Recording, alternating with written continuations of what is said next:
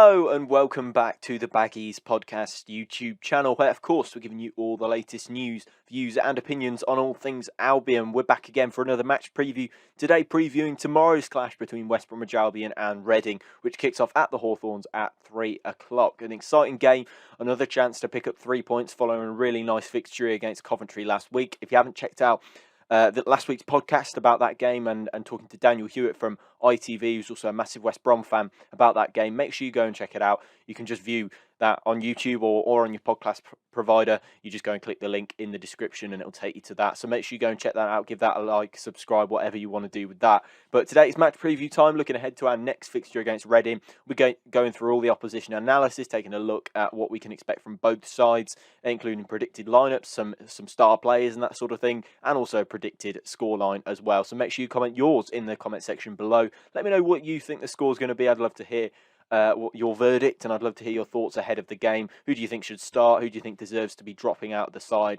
Obviously, what I will mention before we start is that there have been some positive COVID cases in Albion's squad.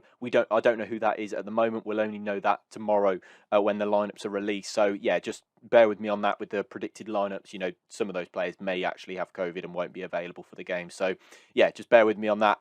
But comment your thoughts on the game below and make sure you subscribe. And let's crack on with this match preview. So let's go straight into Reading, who are an interesting side this season for me. I think, they always make quite an interesting outfit in the Championship. Obviously, the record points holder in the Championship still to this day. But in my opinion, Reading, they're having a mixed season. They've had a points deduction so far, sitting in 20th position with 21 points.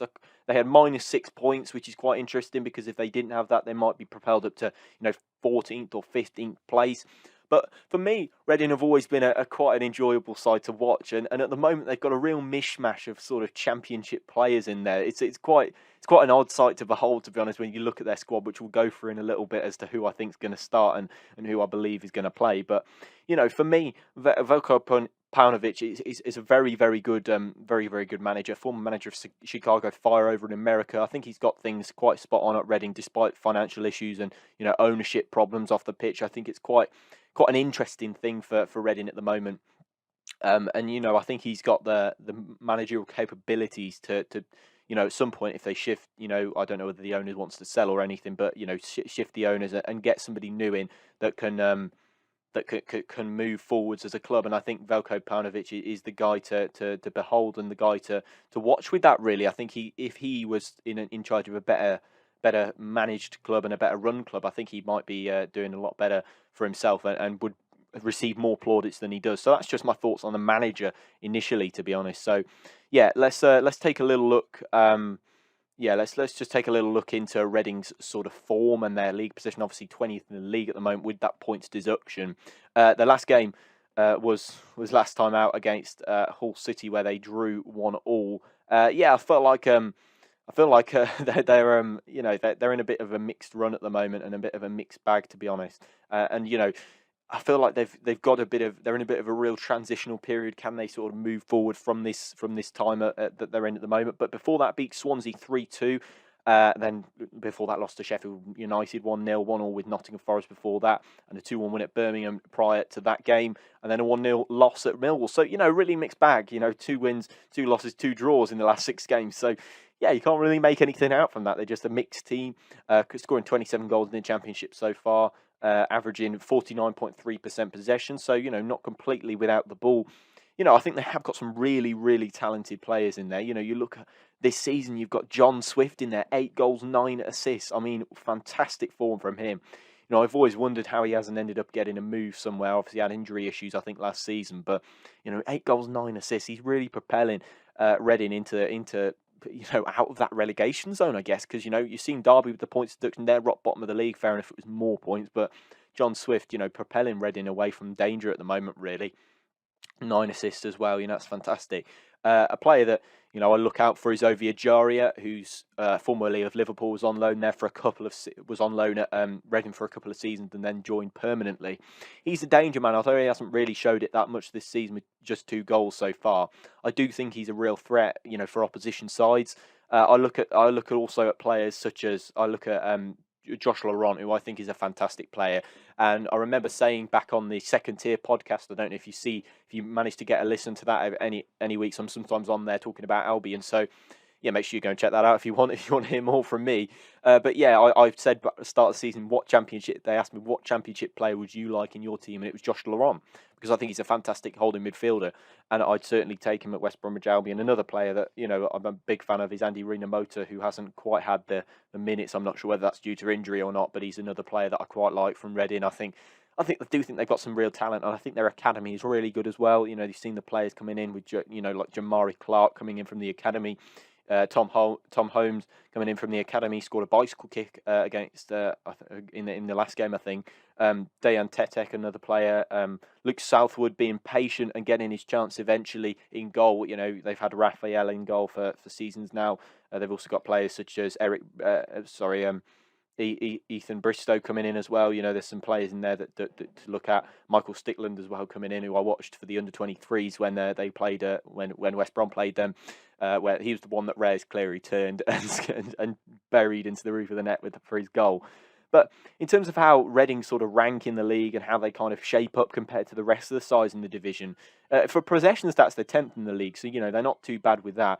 For pass success, they're not too bad with that either, with 6th in the league for that. 79.7% of their passes accurate. That is way more than West Bromwich Albion, down in 23rd, with Birmingham at the bottom of that chart. Aerials 1 per 90. Very low down, to be honest. 16th in the league with 18 per 1 per 90. So not great from their perspective. In terms of defensive actions, they're quite reasonable in terms of their tackles per game, sitting in 7th place with 15.6% of those 15.6 of those tackles coming in per game. Interceptions per game as well, they're quite high up. They're quite low down really with those 17. Looking at the next category, but yeah, I feel like Reading, they're a mixed bag of a side, and I think they're going to be quite difficult to work out how to beat. I feel like they're going to come to the Hawthorns and want a point. Fair enough. I'd do that myself if I was managing a side and I wasn't Fulham or Bournemouth, really. But, creating chances through those sort of individual moments from John Swift is something that Albion need to be very, very wary of. Finishing and scoring those chances and even getting, goals from free kicks as well. Just need to keep an eye out for that. But, getting them on the counter, getting them on the set pieces could be something that really does challenge them. In terms of players to look out for, we could be in for a few there, some ones to watch. But Andy Carroll is currently playing his football at Reading, and I mean that is a sight to behold. Scored his first goal, I think, a couple of games ago. Reportedly on £1,000 a week contract, which is nothing in today's world of football. That's just proving he's trying to get back on the map and trying to get playing again. So, in terms of a predicted lineup for Reading, this is what I'd go for. Obviously, they have got a bit of an injury in terms of Lucas João by the looks of things, so we're not sure if we're going to see him this weekend. But a player that a team that I'd look at as a dangerous one to face Albion, as the one that they played in their last game against Hull. It's going to be quite difficult to try and beat this side and try and pick up a win, really. It's going to be very difficult. So in terms of the lineup that they played last time, I'm going to stick with that lineup if there were no injuries. Obviously, if there are Reading fans about, you'll have to let me know whether I've got some things completely wrong. But a 4-1-4-1 formation, I'm going to go with Southwood in goal. Then I'm going to stick Yerdom at right back with Holmes and Dan at centre back with Babar Rahman at left back on loan from Chelsea. I mean, it's been a while since he's been playing in the Premier League. Josh Laurent in midfield alongside Danny Drinkwater and John Swift with Deli Basharu on the left-hand side with Alan Halilovic on the right and Andy Carroll I've stuck up front because I just want to see him. But Andy Carroll on his day is so dangerous. But yeah, that's sort of what I think is going to happen with Reading. A real mixed bag of a side, but a good manager, I think, in charge in Veljko Paunovic. So, yeah, let's crack on with West Brom, because obviously we don't know about those COVID cases. I myself don't know. If I knew, I'd be able to alter my lineup compared to that. But I'll go for in goal. I'll go for Sam Johnson. I think that's hopefully, COVID regarding, I'm hoping that this is going to be the lineup anyway. This is what I personally go for. Johnson in goal. I'll go for Bartley, Clark and Kipra across the back three, and then in the midfield I'll go for Connor Townsend on the left as the wing back with Dana Furlong on the right. I'll go for Alex Mower, and I'm keeping Taylor Garber-Hickman in the side, and he's going to be my ones to watch for this one because I thought he was outstanding against Coventry. I think if Ismail drops him for Livermore, I think that is That is a big mistake from him. I think he needs to be considered. I think he probably will, to be honest. But I think it's a big mistake if he were to drop Gardner Hickman. I'd really like to see him back in the side after a really good performance out of position against Coventry. Then in the front three, I'll go for Karlan Grant. I'll go for Callum Robinson. And I'll go for Grady Diangana. I just need to see him. I just want to keep seeing him getting the opportunities to get going. He's not going to get going if he's sat on a bench. And I think Ishmael kind of appreciates that a little bit. Yes, he does haul him off quite often. But I think, he knows that Diangana needs to be playing minutes in order to get back to his best. I'm not convinced he will in this system, but I sure would like to see him try. So I will go for that